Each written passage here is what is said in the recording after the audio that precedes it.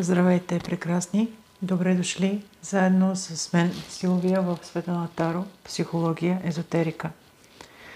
Темата е за онези от вас, които очакват позвъняване, съобщение от техния любим. Ще ви потърсили. Първи вариант – зелен цвят, втори вариант – син. Някой от вас ме попита, защо при онлайн гадания аз ви карам да избирате цвят. Цвета има вибрация, т.е. енергия. Ако вие интуитивно харесате един от двата цвята, то съответно този цвят синхронизира и съответства на вашата вибрация и вероятността гаданието от варианта да е вашия е много по-голяма. Ще ви потърсили. Представете си колкото се може по-подробно образа на вашия любим.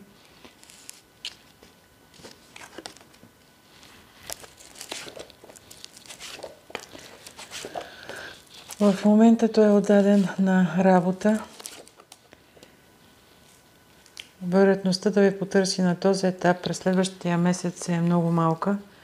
Между вас енергията не е много добра.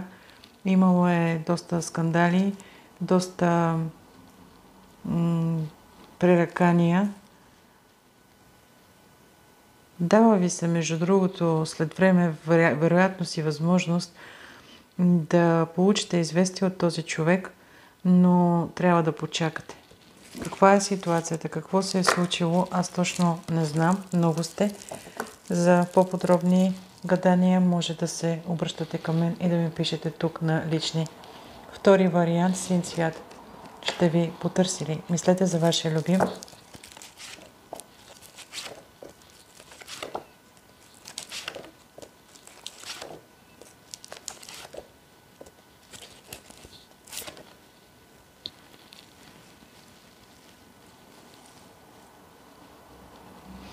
Знаете ли, това е човек, който е свикнал да държи нещата под контрол, но има и способностите да прави това и уменията. За този вариант отговорът е 50 на 50.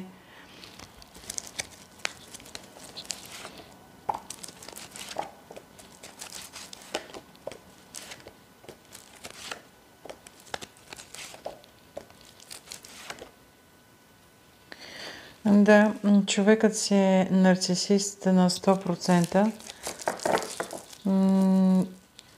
Той има вероятност действително да ви потърси, но това не означава, че отношенията ви ще започнат отново или ще продължат гладко. Голяма част от вас може би ме питат за техен колега или колежка, нещо, което ви свързва работа и финанси. Имате някакви делови отношения. Голям процент от вас, не за всички обаче е този вариант. Но да знаете, че този човек е доста